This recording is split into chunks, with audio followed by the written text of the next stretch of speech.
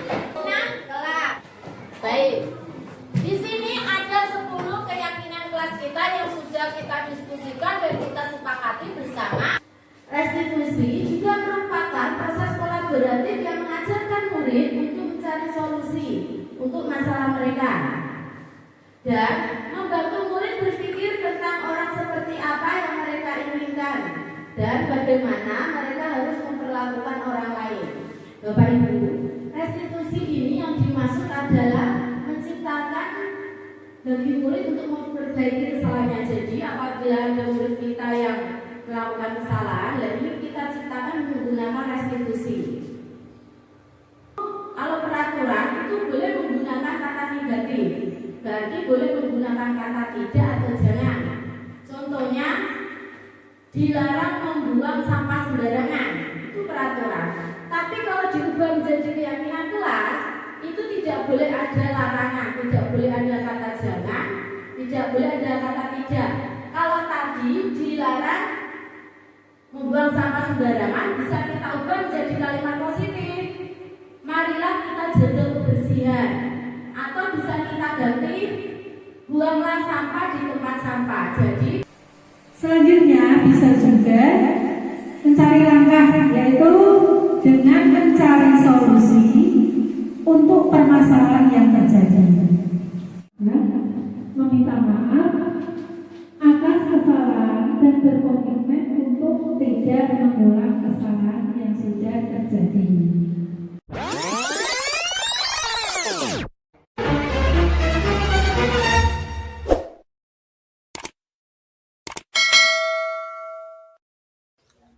Assalamualaikum warahmatullahi wabarakatuh. Salam guru penggerak, tergerak, bergerak, menggerakkan. Ibu dan Bapak guru hebat, saya Widayatul Umah, calon guru penggerak Angkatan 8 dari Kabupaten Rembang. Dalam video ini, saya akan memaparkan aksi nyata modul 1.4 Budaya Positif di SD Negeri 1 Lodan Kulon. Dalam video ini nantinya akan ada pemaparan tentang diseminasi modul 1.4 Budaya Positif dan pembuatan keyakinan kelas. Juga video diseminasi modul 1.4 tentang budaya positif. Materi dalam diseminasi modul 1.4 tentang budaya positif yaitu tentang pengertian budaya positif, lalu tentang pengertian nilai-nilai kebajikan universal. Lalu nilai-nilai kebajikan universal itu diantaranya ada beberapa, itu disebutkan. Yang pertama ada profil pelajar Pancasila. Yang kedua ada sikap murid. Yang ketiga 9 pilar karakter. Yang keempat petunjuk seumur hidup dan keterampilan hidup. Lalu yang kelima, The Seven Essential Virtues. Yang keenam ada proyek nilai-nilai kebajikan. Selanjutnya tentang motivasi perilaku manusia, yaitu yang pertama, untuk menghindari ketidaknyamanan atau hukuman. Yang kedua, untuk mendapatkan imbalan atau penghargaan dari orang lain. Lalu yang ketiga, untuk menjadi orang yang mereka inginkan dan menghargai diri sendiri dengan nilai-nilai yang mereka percaya. Selanjutnya ada pengertian hukuman, lalu pengertian penghargaan, selanjutnya pengertian dari restitusi, lalu perbedaan dari hukuman, konsekuensi, dan restitusi. Selanjutnya, keyakinan kelas. Dalam keyakinan kelas ini nanti akan terdapat video tentang pembuatan keyakinan kelas di SD Negeri 1 Lodan Kulon. Kebutuhan dasar manusia. Ada 5 kebutuhan dasar manusia. Yang pertama, kebutuhan untuk bertahan hidup. Kedua, kebutuhan kasih sayang dan rasa diterima. Yang ketiga, kebutuhan kebebasan. Keempat, kebutuhan kesenangan. Dan yang kelima, kebutuhan penguasaan. Selanjutnya tentang posisi kontrol. Ada 5 posisi kontrol. 5 posisi kontrol, yang pertama sebagai penghukum, kedua sebagai pembuat merasa bersalah, ketiga sebagai teman, keempat sebagai pemantau, dan kelima sebagai manajer. Selanjutnya segitiga restitusi, dan ada 3 langkah segitiga restitusi. Yang pertama menstabilkan identitas, yang kedua validasi tindakan yang salah, lalu yang ketiga menanyakan keyakinan kelas. Assalamualaikum warahmatullahi wabarakatuh. Waalaikumsalam warahmatullahi wabarakatuh. Selamat pagi anak-anak. Pagi Bu. Bagaimana kabar kalian pagi ini? Baik. Alhamdulillah. Baik, biar kita semangat pagi ini. Bagaimana kalau kita tepuk-tepuk dulu? Kita tepuk apa? Tepuk untuk kelas 6 ya? Bu akan beri aba-aba dahulu. Kelas 6. ACW, ACO, ACW. Wow. Pagi ini kita akan membuat keyakinan kelas yang akan kita sepakati bersama-sama. Apakah sudah siap? Siap. Ya, bagus. Nanti setiap anak akan membuat satu keyakinan kelas kita masing-masing. Dari keyakinan kelas kalian nanti akan kita sepakati bersama-sama yang akan menjadi keyakinan kelas kita, yaitu kelas 6. Apakah sudah punya kira-kira gambaran keyakinan kelas kalian yang kalian inginkan itu seperti apa? Sudah? Bagus. Ini nantinya Bu Uma akan membagikan kalian satu-satu. Nanti kalian silakan menulisnya keyakinan kelas kalian.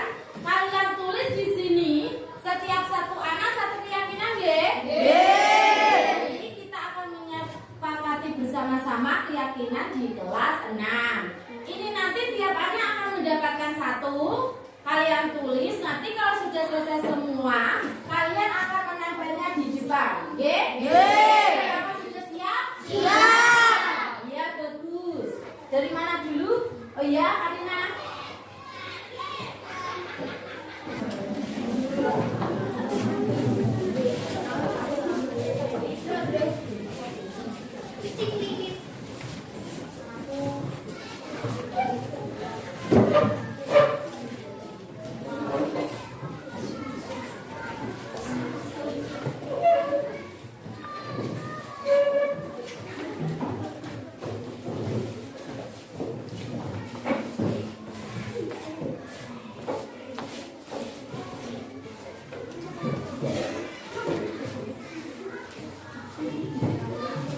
Selanjutnya, yang belum silakan maju.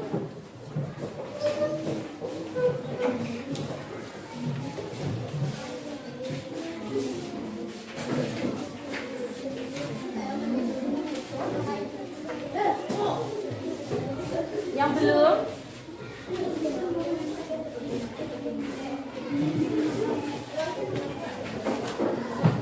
Semua sudah mendapatkan semua? Silakan kalian tulis keyakinan kelas di kelas 6 ini yang kalian inginkan itu keyakinan yang seperti apa, silakan kalian tulis. Nanti setelah selesai semua, nanti akan ditempel di depan. Silakan ditulis ya anak-anak.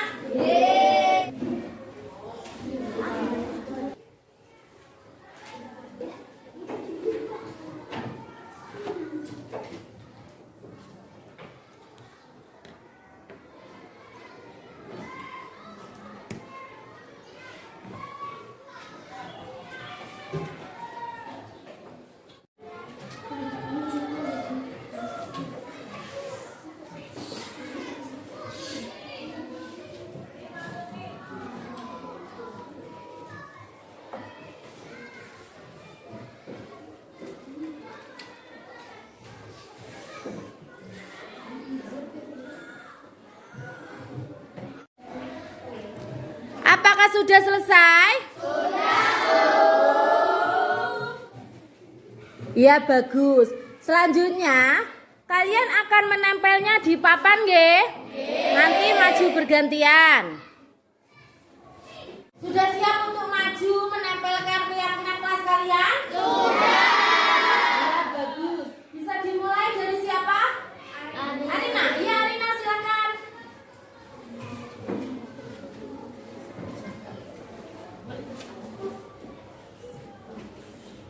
Ya, selanjutnya.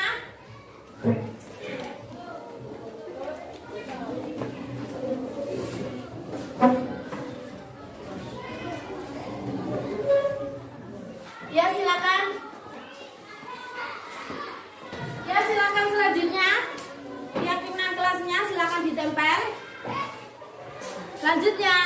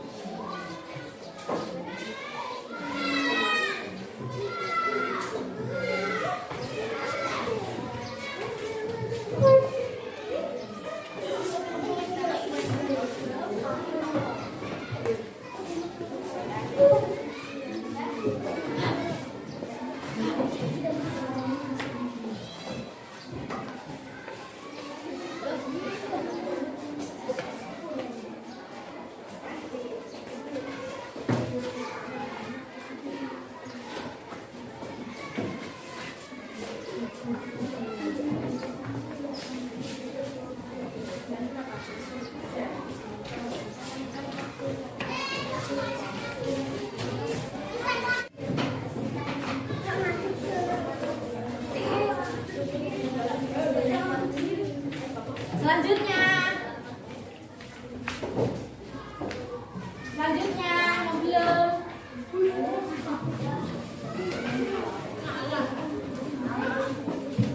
Selanjutnya.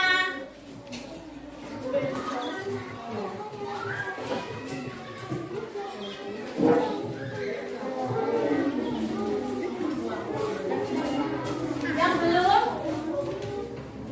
silakan maju. Yang belum, silakan ditempel keyakinan kelasnya.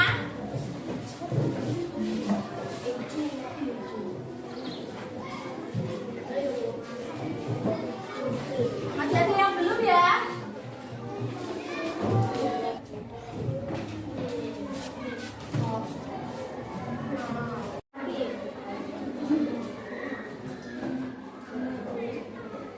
Demikian, ini adalah keyakinan kelas yang sudah kalian buat. Dari beberapa keyakinan kelas ini, nanti kita akan menyepakatinya beberapa ya.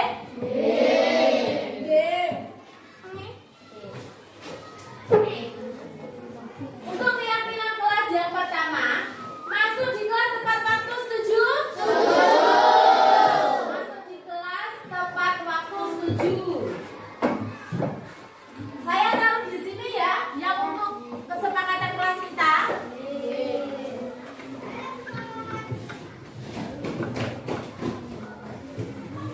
Lalu menjaga ketertiban kelas. Setuju.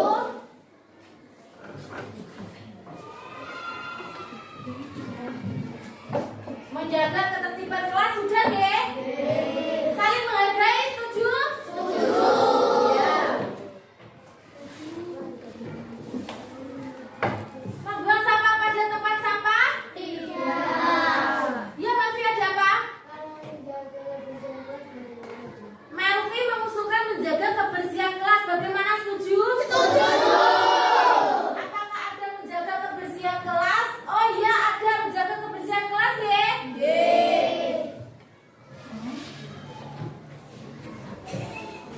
Saling menghormati, setuju?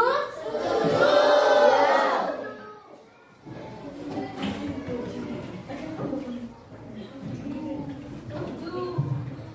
Lalu saling menghormati sudah ada, saling menghargai sudah ada. Sudah ada. Menjaga kebersihan kelas. Melaksanakan piket kelas. Setuju. Ya. Mengerjakan tugas tepat waktu. Setuju.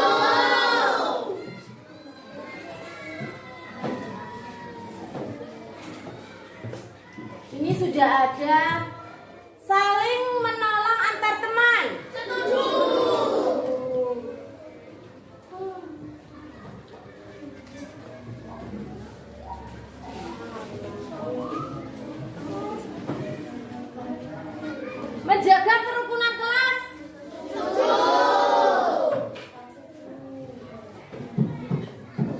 Bekerja sama? Iya. Berbicara dengan sopan? Iya. Baik, dari beberapa keyakinan kelas yang sudah kalian buat, kita sudah menyepakatinya bersama-sama menjadi berapa ini? 10 keyakinan kelas. Baik, di sini ada 10 keyakinan kelas kita yang sudah kita diskusikan dan kita sepakati bersama-sama. Keyakinan kelas yang pertama yaitu masuk di kelas tepat waktu. Yang kedua, menjaga ketertiban kelas. Yang ketiga, saling menghargai. Keempat, menjaga kebersihan kelas. Yang kelima, saling menghormati. Yang keenam, melaksanakan piket kelas. Yang ketujuh, mengerjakan tugas tepat waktu. Yang kedelapan, saling menolong antar teman. Yang kesembilan, menjaga kerukunan kelas. Lalu yang kesepuluh adalah berbicara dengan sopan. Adalah 10 keyakinan kelas yang sudah kita setujui bersama-sama. Dan mulai besok keyakinan kelas ini akan kita laksanakan bersama-sama. Baik, demikian adalah proses keyakinan kelas yang sudah kita diskusikan bersama-sama. Sebelum kita akhiri tentang keyakinan kelas, biar semangat kita tepuk kelas 6 lagi, nggih? Kelas 6. Kasih W, kasih O, kasih W.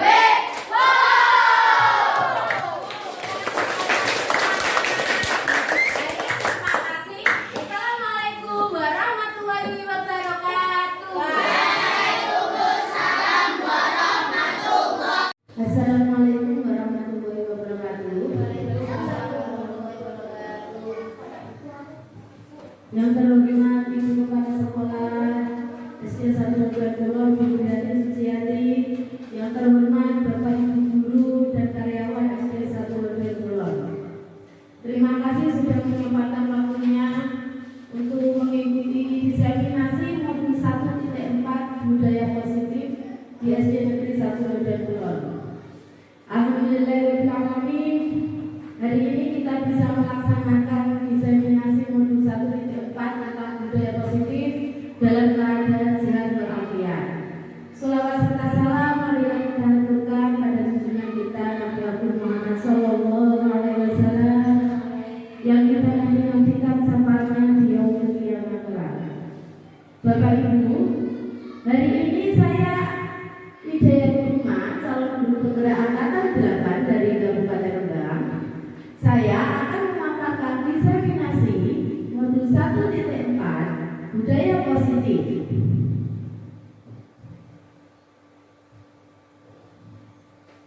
Ya, budaya positif dalam menciptakan lingkungan positif yang perlu kita tinjau kembali adalah penerapan disiplin di sekolah.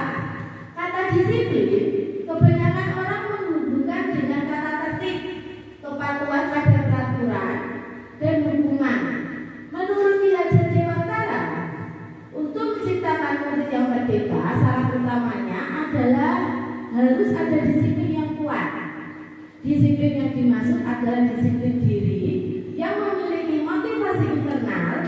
Disiplin diri juga mempelajari bagaimana cara kita mengontrol diri dan menguasai diri untuk memilih tindakan-tindakan yang mengacu nilai-nilai kebajikan universal dan memiliki motivasi intrinsik bukan ekstrinsik untuk tujuan mulia.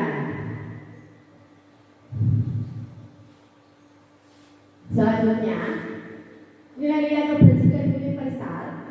Nilai-nilai kebajikan adalah sifat-sifat positif manusia yang merupakan tujuan mulia yang ingin dicapai setiap individu.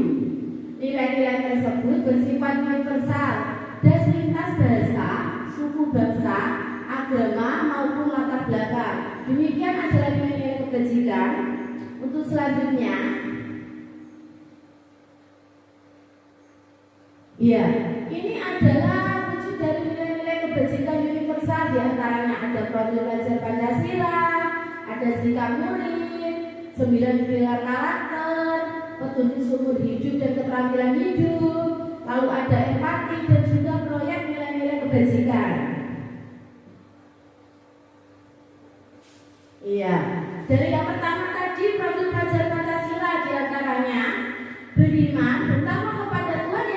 biasa dan berakhlak mulia, lalu mandiri, lalu bernalar kritis, berkebinekaan global, bergotong royong, dan kreatif.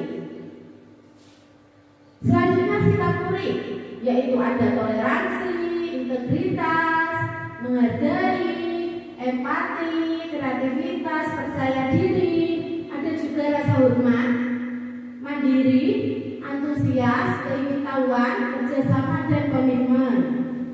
Untuk selanjutnya, yang ketiga itu 9 pilar karakter.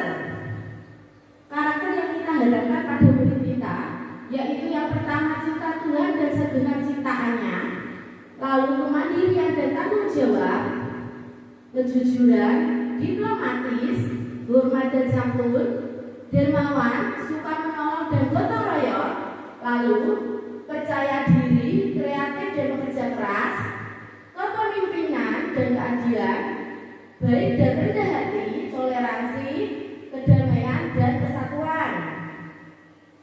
Selanjutnya yang keempat yaitu petunjuk seumur hidup dan keterampilan hidup. Untuk yang petunjuk hidup yaitu ada peduli, penalaran, bekerja sama, ada keberanian, ada keingintahuan, dan ada juga persahabatan. Lalu untuk yang keterampilan hidupnya itu dapat dipercaya, lurus hati, pendengar yang aktif, dan juga memberikan yang terbaik dari diri. Selanjutnya yang kelima yaitu the seven essential virtue, yaitu ada empati, ada suara hati, kontrol diri, rasa hormat, kebaikan, toleransi, dan keadilan. Selanjutnya yaitu ada proyek nilai-nilai kebajikan. Nilai-nilai kebajikan ini biasanya itu yang kita harapkan pada murid-murid kita, Bapak Ibu. Ada peduli, rajin, integritas, rasa hormat. Dari beberapa nilai ini yang kita harapkan adalah anak didik kita, murid kita itu memiliki nilai-nilai dari demikian tadi. Untuk selanjutnya, motivasi perilaku manusia. Ada 3 motivasi perilaku manusia. Yang pertama itu untuk menghindari ketidaknyamanan atau hukuman. Lalu yang kedua untuk mendapatkan imbalan atau penghargaan dari orang lain. Lalu yang ketiga untuk menjadi orang yang merdeka, untuk menjadi orang yang mereka inginkan dan menghargai diri sendiri dengan nilai-nilai yang mereka percaya.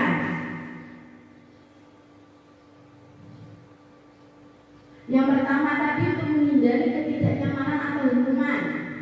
Ini adalah tingkat terendah dari motivasi perilaku manusia. Biasanya orang yang memotivasi perilakunya untuk menghindari hukuman atau ketidaknyamanan akan bertanya apa yang akan terjadi apabila saya tidak melakukannya. Sebenarnya mereka sedang menghindari permasalahan yang mungkin muncul dan berpengaruh pada mereka secara fisik, psikologis maupun tidak terpenuhinya kebutuhan mereka bila mereka tidak melakukan tindakan tersebut. Motivasi ini bersifat eksternal. Untuk motivasi yang kedua yaitu untuk mendapatkan imbalan atau penghargaan dari orang lain. Ini satu tingkat di atas dari motivasi yang pertama. Di sini orang berperilaku untuk mendapatkan imbalan atau penghargaan dari orang lain. Orang dengan motivasi ini akan bertanya, apa yang akan saya dapatkan apabila saya melakukannya? Mereka melakukan sebuah tindakan untuk mendapatkan pujian dari orang lain yang menurut mereka penting dan mereka letakkan dalam dunia berkualitas mereka. Mereka juga melakukan sesuatu untuk mendapatkan hadiah, pengakuan atau imbalan. Untuk motivasi ini yaitu juga bersifat eksternal. Selanjutnya yang ketiga,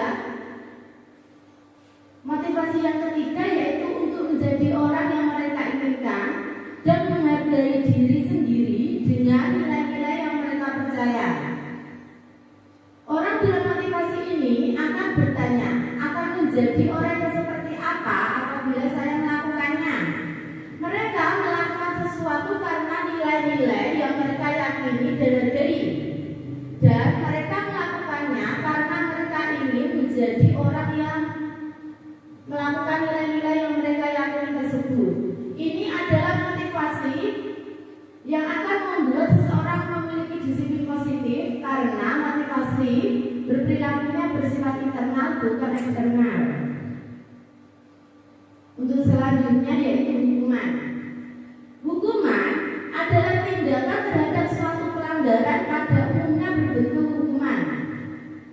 Hukuman bersifat tidak terencana atau tiba-tiba.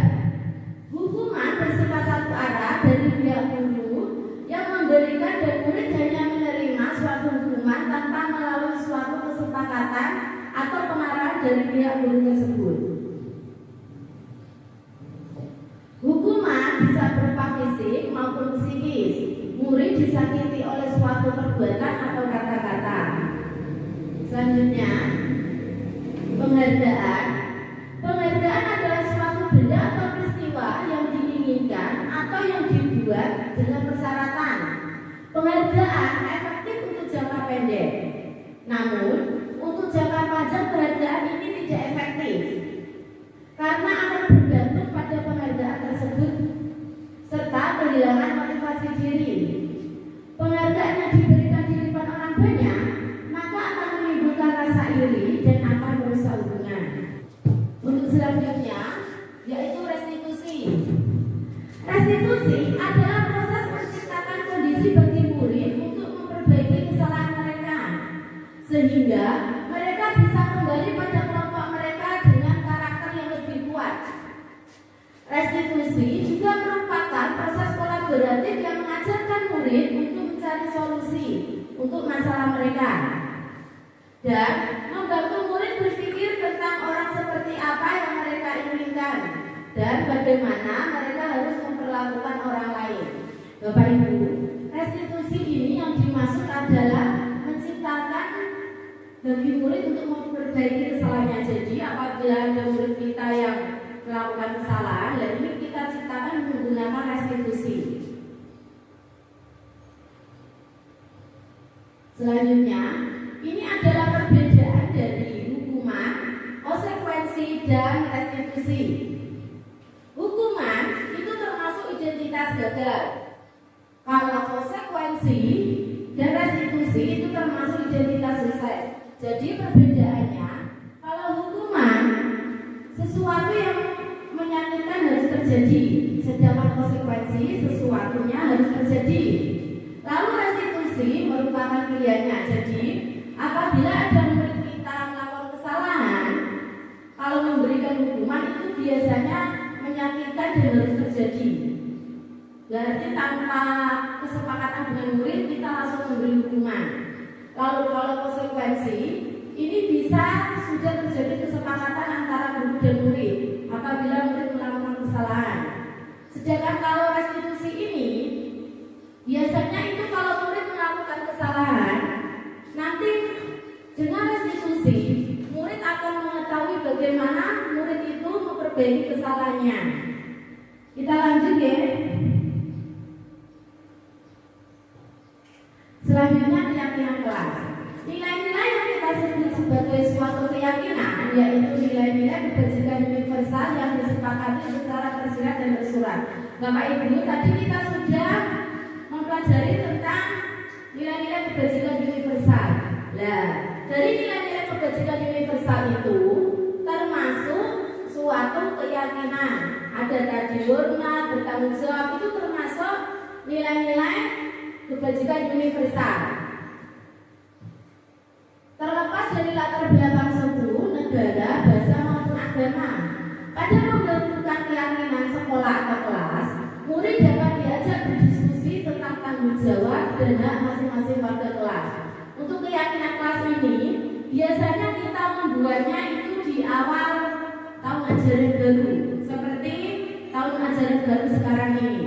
Dari peraturan sekolah kita, biasanya kalau dari peraturan sekolah itu ada dari peraturan sekolah SD 1 dan 2 ya, itu kalau peraturan itu boleh menggunakan kata negatif, berarti boleh menggunakan kata tidak atau jangan. Contohnya dilarang membuang sampah sembarangan, itu peraturan. Tapi kalau diubah menjadi keyakinan kelas, itu tidak boleh ada larangan, tidak boleh ada kata jangan, tidak boleh ada kata tidak. Kalau tadi dilarang membuang sampah sembarangan, bisa kita ubah menjadi kalimat positif. Marilah kita jaga kebersihan. Atau bisa kita ganti, buanglah sampah di tempat sampah. Jadi kata negatif dari dilarang tadi atau kata tidak atau kata jangan itu bisa diubah menjadi kalimat positif itu yang dinamakan keyakinan kelas. Nah, keyakinan kelas ini dibuat antara siswa dan guru tiap kelasnya. Kalau peraturan kelas itu kita buat dari kesepakatan Bapak Ibu guru, itu semua siswa wajib melaksanakannya. Itu untuk peraturan sekolah. Tapi untuk keyakinan kelas ini yang membuat adalah Bapak Ibu guru beserta murid. Membuatnya dengan diskusi antara guru dan murid. Selanjutnya, kebutuhan dasar manusia. Seluruh tindakan manusia memiliki tujuan tertentu. Semua yang kita lakukan adalah usaha terbaik kita untuk mendapatkan apa yang kita inginkan. Bapak Ibu, ada 5 kebutuhan dasar manusia. Kebutuhan dasar yang pertama yaitu kebutuhan untuk bertahan hidup. Kebutuhan untuk bertahan hidup, ada makan, minum itu, lalu kebutuhan kasih sayang dan rasa diterima. Selanjutnya, kebebasan, lalu kebutuhan kesenangan dan penguasaan.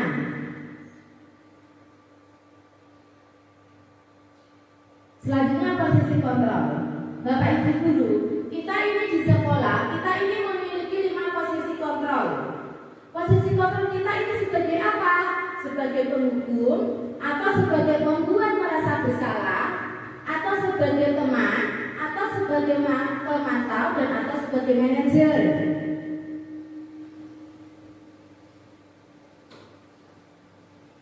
Baik, ini adalah 5 posisi kontrol. Yang pertama sebagai penghukum. Sebagai penghukum itu biasanya guru menggunakan hukuman fisik atau verbal dan percaya hanya ada satu cara penyelesaian, yaitu cara sayang. Berarti apabila ada murid yang melakukan kesalahan, langsung kamu selalu saja salah. Ini adalah contoh-contoh kalimat atau contoh-contoh yang diucapkan apabila kita sebagai penghukum. Patuhi aturan saya. Ini juga termasuk contoh dari kalimat atau kata-kata yang biasanya diucapkan oleh penghukum. Lalu untuk yang kedua itu membuat rasa bersalah. Jika posisi kontrol kita sebagai pembuat rasa bersalah, biasanya guru akan berbicara lebih lembut, membuat rasa tidak nyaman dan rendah diri. Berarti untuk membuat rasa bersalah ini kita biasanya itu berbuat lebih lembut. Yang biasanya diucapkan atau kalimat-kalimat yang disampaikan pada murid, ibu atau bapak sangat kecewa sekali. Misalnya kalau saya ibu sangat kecewa sekali. Jadi ada perbedaan dari nada suara, juga ada perbedaan. Kalau kita memiliki posisi kontrol atau melakukan posisi kontrol membuat merasa bersalah, berarti apabila ada murid yang melakukan kesalahan, kita akan berbicara lebih lembut. Lalu ada lagi, bagaimana kalau orang tuamu tahu? Biasanya kalau siswa atau murid melakukan kesalahan, lalu kita mengucapkan atau berbicara, bagaimana kalau orang tuamu tahu? Pasti murid itu langsung terdiam, karena murid biasanya langsung kepikiran kepada orang tuanya. Selanjutnya, apabila posisi kontrol kita sebagai teman, biasanya guru tidak akan menyakiti murid, namun akan tetap berupaya mengontrol murid melalui persuasi. Berarti ini apabila kita posisi kontrol kita sebagai teman terhadap murid, kita akan melakukan persuasi, akan melakukan ajakan kepada murid. Kalimat-kalimat yang biasanya digunakan yaitu ayo bantulah ibu. Lalu ya sudah tidak apa-apa, nanti ibu bantu. Misalnya ada murid yang tidak selesai mengerjakan karya atau apa, ini kita bisa menjadi posisi kontrol sebagai teman. Untuk selanjutnya sebagai pemantau, biasanya hanya mengawasi atau memantau pada saat mengawasi kita bertanggung jawab atas perilaku tersebut. Biasanya posisi pemantau ini biasanya digunakan oleh bapak atau ibu kepala sekolah. Beliau hanya sebagai pengawas atau memantau pada saat mengawasi kita bertanggung jawab atas perilaku tersebut. Biasanya yang dilakukan yang diucapkan oleh bapak ibu kepala sekolah atau bapak ibu guru apabila kita sebagai pemantau yaitu peraturannya apa, kenapa kok bisa terjadi seperti ini, biasanya seperti itu. Konsekuensinya apa? Jadi kalau sebagai pemantau itu lebih bertanya, kenapa kamu aturan ini, aturannya kan sudah seperti ini, biasanya seperti itu. Selanjutnya apabila kita, posisi kontrol kita sebagai manajer, biasanya guru berbuat sesuatu dengan murid, mempersilahkan murid untuk mempertanggungjawabkannya. Kalimat-kalimat yang biasanya diucapkan yaitu, apa kamu masih ingat keyakinan kelas? Yang dimaksud keyakinan kelas ini tadi peraturan dari sekolah yang kita ubah menjadi keyakinan kelas kita yang positif. Nah, keyakinan kelas ini kan sudah disepakati bersama antara guru dan murid. Jadi apabila murid melakukan kesalahan, kita juga bisa memposisikan kontrol kita menjadi manajer, yaitu bertanya, apakah kamu masih ingat mengenai keyakinan kelas kita? Itu bisa. Lalu, apa kamu bersedia memperbaikinya? Baik, untuk selanjutnya, ya, ini segitiga restitusi. Tujuan segitiga restitusi adalah mengubah identitas anak dari gagal. Gagal yang dimaksud ini adalah melakukan kesalahan menjadi sukses atau reflektif. Ada 3 langkah segitiga restitusi. Yang pertama, menstabilkan identitas. Yang kedua, validasi tindakan yang salah. Yang ketiga, menanyakan keyakinan. Jadi, apabila dalam kita sehari-hari, dalam misalnya dalam pembelajaran ada permasalahan, contohnya saja misalnya ada murid yang terlambat, itu kita bisa menggunakan segitiga restitusi. Yang pertama itu kita bisa melakukan menstabilkan identitas. Yang kedua, validasi tindakan yang salah. Yang ketiga, menanyakan keyakinan kelas. Mengapa kita ini ada menanyakan keyakinan kelas? Karena tadi kita sudah membuat keyakinan kelasnya. Jadi kita bisa menanyakan keyakinan kelas.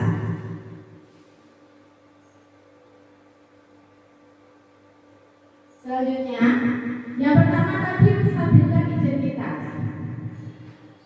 Ketika seseorang merasa bersalah,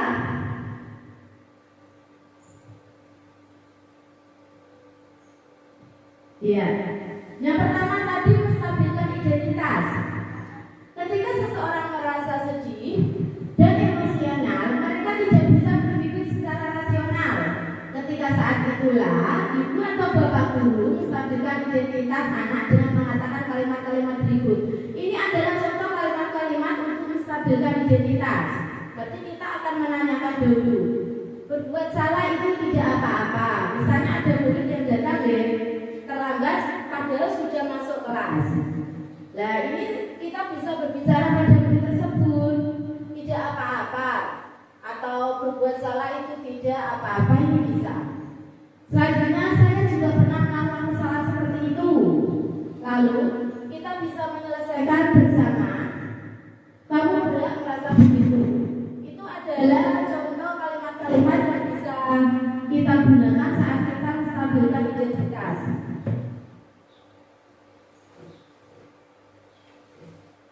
Selanjutnya, yaitu tindakan validasi tindakan yang salah.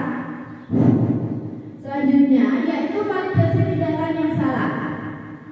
Setiap tindakan yang dilakukan adalah dengan tujuan sesuatu, yaitu memenuhi kebutuhan hidup.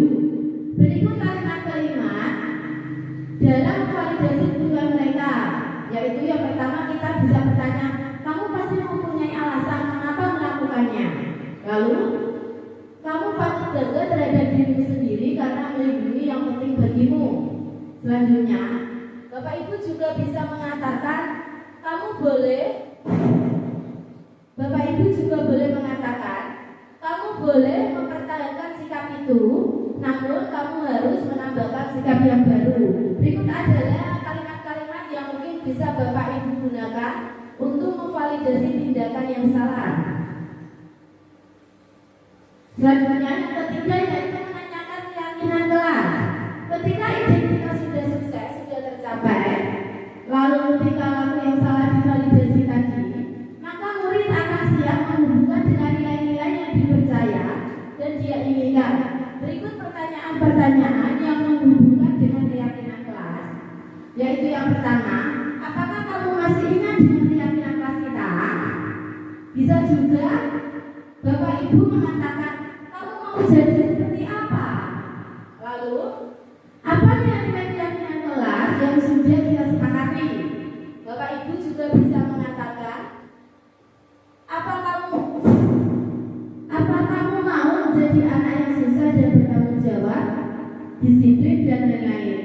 adalah 3 restitusi. Kita sudah mengetahui tentang ada budaya positif, nilai-nilai kebajikan universal, lalu ada perbedaan dari hukuman, konsekuensi, restitusi, lalu posisi kontrol, dan selanjutnya adalah segitiga restitusi. Bapak Ibu, di sini nanti ada satu kasus yang bisa Bapak Ibu selesaikan bersama-sama.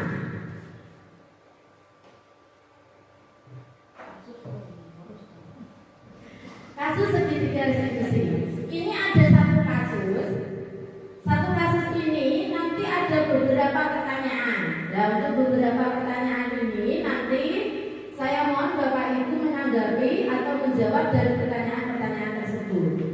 Ini saya sudah mencetak soalnya, saya beri dulu.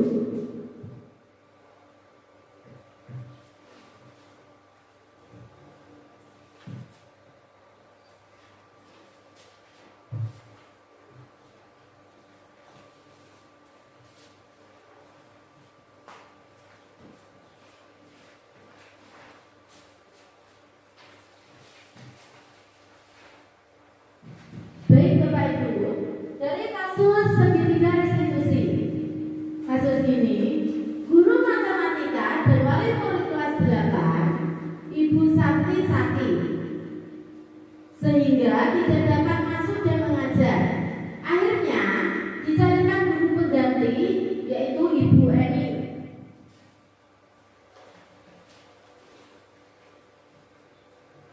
Ibu Eni baru 2 tahun menjadi guru SMP. Beberapa murid perempuan, Vivi dan Natali, mengetahui hal itu dan mulai menggunakan kesempatan dan bersikap seenaknya, tertawa dan tidak memindahkan kehadiran Ibu Eni. Ibu Eni mencoba menyapa Vivi dan Natali dengan ramah sambil mengingatkan mereka untuk tetap fokus pada pengerjaan tugas. Ayolah, tugasnya dikerjakan, nanti Ibu ditegur Bapak Kepala Sekolah kalau kalian tidak mengerjakan tugas. Tolong bantu Ibu ya. Namun Vivi dan Natali malah jadi tertawa.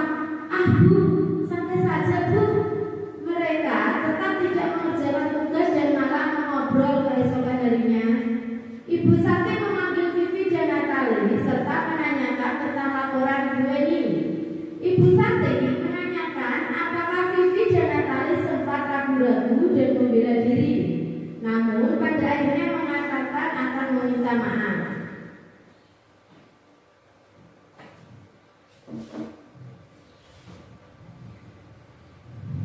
Ibu Sakti menanggapi bahwa tindakan itu boleh saja dilakukan bila mereka sungguh-sungguh ingin meminta maaf. Namun Ibu Sakti menanyakan kembali apa yang mereka bisa lakukan untuk menggantikan rasa tidak dihormati Ibu Sakti. Baik Vivi maupun Natali mengakui bahwa perilaku mereka tidak sesuai dengan keyakinan kelas. Ibu Sakti melanjutkan kembali apa yang akan mereka lakukan untuk memperbaiki masalah. Apakah ada gagasan?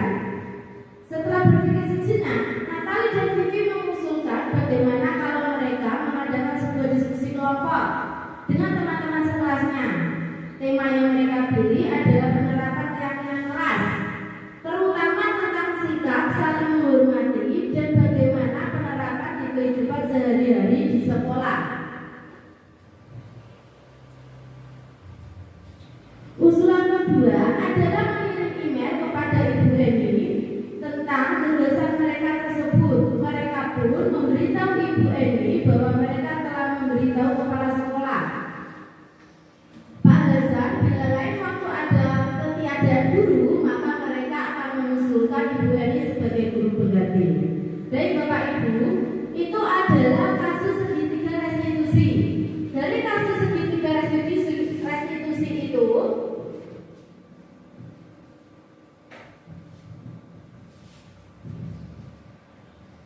ada beberapa pertanyaan. Dalam kasus tersebut, langkah-langkah restitusi apa saja yang sudah dijalankan oleh Ibu Sakti?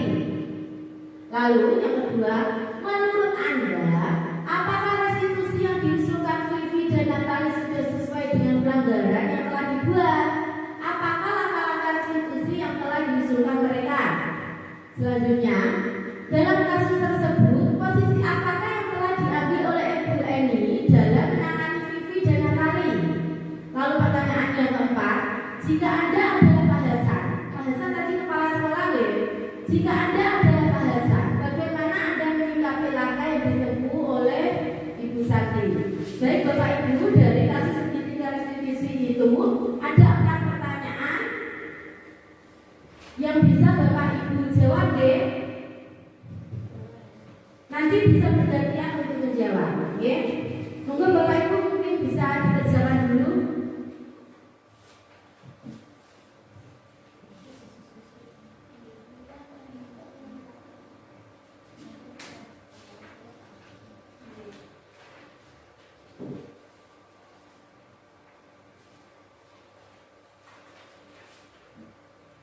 Untuk yang pertama itu, dalam kasus di atas, langkah-langkah restitusi apa saja yang sudah dijalankan oleh Bu Santi? Berarti dari soal pertama itu yang dilakukan Bu Santi itu langkah-langkah restitusinya itu apa saja? Tadi Bapak Ibu sudah mempelajari tentang segitiga restitusi. Nah, restitusi apa saja yang sudah dijalankan oleh Bu Santi? Lalu untuk pertanyaan yang kedua, menurut Anda, apakah restitusi yang diusulkan Vivi dan Natali sudah sesuai dengan pelanggaran yang telah dibuat? Lalu apakah langkah-langkah restitusi yang telah diusulkan tersebut? Jadi apakah restitusi yang sudah dilakukan itu tadi sudah sesuai atau belum? Lalu apabila sudah sesuai, langkah-langkah restitusi apa yang telah diusulkan oleh mereka? Selanjutnya, yang ketiga, dalam kasus di atas, posisi apakah yang telah diambil oleh Ibu Eni dalam menangani Vivi? Posisi yang dimaksud ini adalah yang ketiga, itu posisi kontrol. Posisi kontrol apa yang dilakukan oleh Bu Eni dalam menangani Vivi dan Natali? Seperti yang sudah kita tahu tadi, posisi kontrol itu ada 5, yaitu sebagai penghukum, sebagai pembuat rasa bersalah, sebagai teman, sebagai pemantau, dan sebagai manajer. Nah, Ibu Eni ini dalam menangani Vivi itu posisi kontrolnya seperti apa? Lalu untuk soal yang keempat,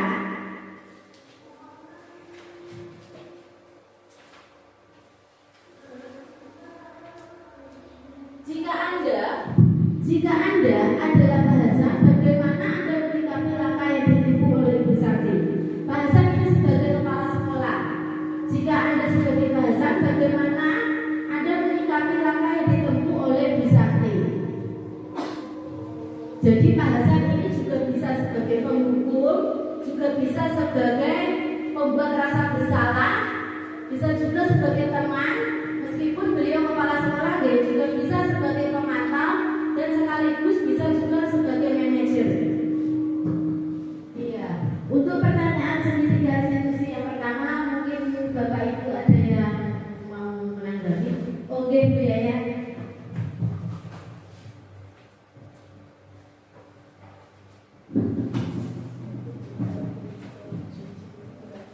Pada kasus yang pertama, yaitu dalam kasus tersebut langkah-langkah restitusi apa saja yang sudah dijalankan oleh Ibu Santi?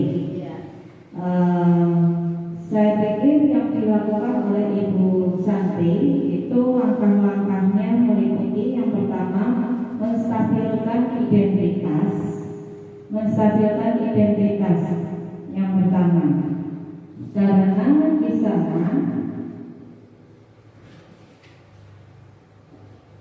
Ibu Santi menanggapi bahwa tindakan itu boleh saja dilakukan bila mereka sungguh-sungguh ingin meminta maaf. Jadi di situ Ibu Santi tidak langsung menyalahkan si anak, tetapi memahami apa yang dilakukan anak boleh saja dilakukan asalkan dia bersungguh-sungguh meminta maaf dan tidak akan dan menyadari kesalahannya.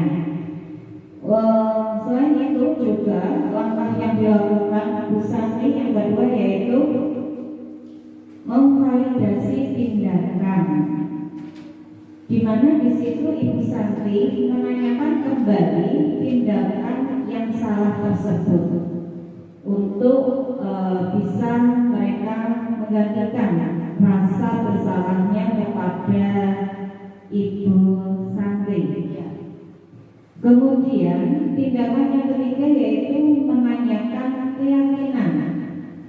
Nah, di situ Ibu Santi melanjutkan kembali apa yang akan mereka lakukan untuk memperbaiki masalah. Nah, setelah itu setelah berdiskusi dengan kedua anak tersebut, maka akan muncul suatu gagasan yang akan menjadi suatu keyakinan. Mungkin itu Bu dari saya untuk pertanyaan yang pertama. Ya, bagus. Terima kasih untuk Bu Yaya untuk tanggapannya. Tepuk tangan untuk Bu Yaya. Ya, menurut Bu Yaya, dalam kasus tersebut langkah-langkah restitusi apa saja yang sudah dijalankan oleh Bu Santi? Menurut Bu Yaya, langkah restitusinya itu sudah menjalankan 3 restitusi, segitiga restitusi, yaitu menstabilkan identitas dahulu, lalu memvalidasi tindakan yang salah, dan yaitu yang terakhir menanyakan keyakinan kelas. Ya, terima kasih Bu Yaya. Untuk pertanyaan yang kedua, menurut Anda, apakah restitusi yang diusulkan Vivi dan Natali sudah sesuai dengan pelanggaran yang telah dibuat? Jadi, apakah restitusi yang diusulkan oleh Natali dan Vivi itu sudah sesuai? Apabila sudah sesuai, langkah-langkah restitusi yang telah diusulkan mereka itu apa? Jadi, apakah restitusinya itu sudah sesuai yang diusulkan? Lalu apabila sudah sesuai, langkah-langkah restitusi yang telah dilakukan mereka itu yang diusulkan itu apa? Kalau sudah sesuai, kalau tidak sesuai, berarti langkah-langkahnya tidak ada. Mungkin Ibu Sinten atau Ibu siapa yang mau menanggapi? Monggo. Assalamualaikum warahmatullahi wabarakatuh. Waalaikumsalam warahmatullahi wabarakatuh. Saya akan mencoba menjawab dari pertanyaan nomor 2, yaitu menurut Anda, apakah restitusi yang diusulkan Vivi dan Natali sudah sesuai dengan pelanggaran yang telah dibuat? Apakah langkah-langkah restitusi yang telah diusulkan mereka? Saya akan menjawab. Natali dan Vivi mengusulkan bagaimana kalau mereka mengadakan sebuah diskusi kelompok dengan teman sekelasnya. Teman yang mereka pilih adalah penerapan keyakinan kelas, terutama tentang sikap saling menghormati dan bagaimana penerapannya di dalam kehidupan sehari-hari. Terima kasih waktu yang sudah diberikan kepada saya. Saya akan coba menanggapi untuk pertanyaan yang nomor 3, yaitu dalam kasus di atas, posisi apakah yang telah diambil oleh Ibu Eni dalam menanggapi Vivi dan Natali? Menurut saya, dalam kasus ini Ibu Eni itu mengumpamakan dirinya sebagai teman, sebagai teman di mana Ibu Eni mencoba menyapa Vivi dan Natali itu dengan ramah, dengan bahasa keibu-ibuan mungkin, supaya bisa mengenal hati Vivi dan Natali, dan sambil mengingatkan mereka untuk tetap fokus pada pekerjaan tugas. Untuk pertanyaan yang ketiga, dalam kasus tersebut, posisi apakah yang telah diambil oleh Bu Eni dalam menangani Vivi dan Natali? Jadi, posisi kontrol apa yang dilakukan oleh Bu Eni dalam menangani Vivi dan Natali? Baik Bapak Ibu, baik Ibu-ibu, mungkin ada yang berkenan menjawab atau menanggapi mengenai kasus segitiga restitusi pertanyaan yang ketiga. Terima kasih waktu yang sudah diberikan kepada saya. Saya akan coba menanggapi untuk pertanyaan yang nomor 3, yaitu dalam kasus di atas, posisi apakah yang telah diambil oleh Ibu Eni dalam menanggapi Vivi dan Natali?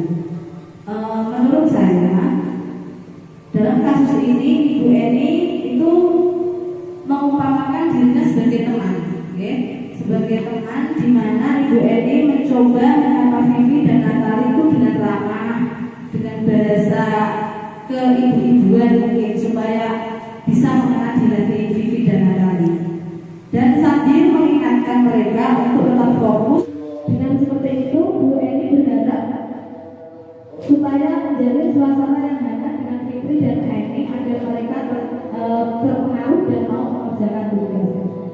Seperti merayu lah dengan kata yang ramah, lembut supaya Vivi dan Natali itu tidak merasa tersinggung atau merasa sakit hati, sehingga nasihat-nasihat yang diberikan oleh Ibu Santri ya itu bisa mengena di hati Vivi dan Natali. Terima kasih. Ya baik, tepuk tangan untuk Bu Pita. Terima kasih atas pendapat dari Bu Pita.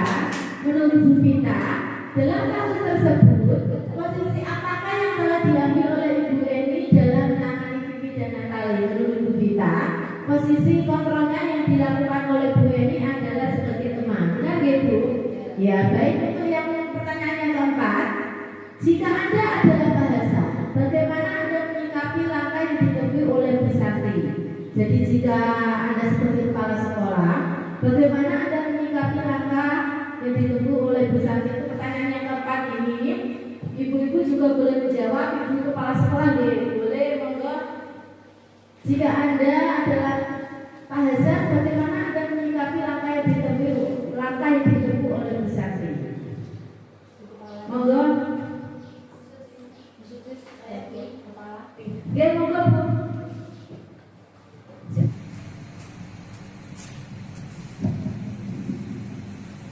Terima kasih atas waktu yang diberikan. Di sini saya akan mencoba menjawab pertanyaan yang keempat, yaitu jika Anda adalah Pak Hasan, bagaimana Anda menyikapi langkah yang ditempuh oleh Bu Santi? Yaitu yang pertama, mengklarifikasi atau bisa mencari asal mulanya masalah tersebut bisa timbul, dan juga bisa meminta yang bersangkutan untuk mengungkapkan apa saja yang terjadi. Selanjutnya bisa juga mencari langkah, yaitu dengan mencari solusi untuk permasalahan yang terjadi. Meminta maaf atas kesalahan dan berkomitmen untuk tidak mengulang kesalahan yang sudah terjadi. Begitu kurang lebihnya jawaban yang saya berikan. Terima kasih. Wassalamualaikum warahmatullahi wabarakatuh. Waalaikumsalam warahmatullahi wabarakatuh. Terima kasih Bu Suci, Kepala Sekolah Desa Pulau Kulon. Menurut Bu Suci, jika Anda adalah bahasa, bagaimana Anda menyikapi langkah-langkah yang ditempuh oleh Ibu Santi? Yang pertama, langkah yang dilakukan oleh Pak Hasan yang menurut Bu Suci adalah mengklasifikasi atau mencari asal mula permasalahannya itu, lalu meminta maaf atas kesalahan dan berkomitmen untuk tidak mengulang kesalahan yang sama, ya. Demikian adalah pertanyaan-pertanyaan sedikit dari institusi atas kasus yang tadi. Bapak Ibu, sebelum saya akhiri,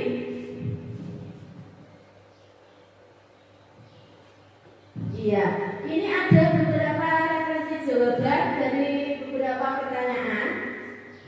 Untuk yang pertama tadi dalam kasus di atas, langkah-langkah restitusi apa saja yang sudah dijelaskan oleh Ibu Santi. Tadi menurut biaya yaitu menstabilkan identitas, validasi tindakan yang salah, dan menanyakan keyakinan kelas. Selanjutnya, menurut Anda, apakah restitusi yang diusulkan Vivi dan Natali sudah sesuai dengan pelanggaran yang telah dibuat? Apakah langkah-langkah restitusi yang telah diusulkan oleh mereka? Tadi nomor 2 Bu Viko, menurut Bu Viko tadi sudah sesuai, ya. Untuk selanjutnya, pertanyaan yang ketiga, dalam kasus di atas, posisi apakah yang telah diambil oleh Ibu Eni dalam menangani Vivi dan Natali? Menurut Bu Pita tadi nomor 3 Bu Pita, menurut Bu Pita yaitu Ibu Eni sebagai teman, ya. Menurut Bu Pita dan menurut saya itu yang dilakukan Bu Eni itu sebagai teman. Kenapa? Karena Bu Eni mencoba menyapa Vivi dan Natali yang lembut. Selanjutnya, yang keempat, jika Anda adalah bahasan, bagaimana Anda menyikapi langkah-langkah yang ditempuh oleh Ibu Santi? Ya baik, jika saya sebagai bahasan, ini ada referensi dari jawaban saya. Jika saya sebagai bahasan, mungkin kurang lebih sama dengan jawaban dari Ibu Suci, yaitu mengklasifikasi atau mencari asal-muasal masalah itu dahulu, lalu meminta yang bersangkutan untuk mengungkapkan apa yang terjadi. Jadi kita mengklarifikasi dulu dari permasalahan itu, lalu mencari solusi bersama dari permasalahan itu, dan yang terakhir adalah meminta maaf atas kesalahan dan berkomitmen untuk tidak mengulangi kesalahan yang sama. Baik Bapak Ibu, demikian adalah diseminasi modul 1.4 mengenai budaya positif. Ya, Bapak Ibu, saya mengucapkan terima kasih atas waktunya Bapak Ibu sudah meluangkan untuk melaksanakan diseminasi modul 1.4 budaya positif. Saya mohon maaf apabila dalam pelaksanaan diseminasi ini ada perkataan atau perlakuan saya yang salah. Terima kasih. Wassalamualaikum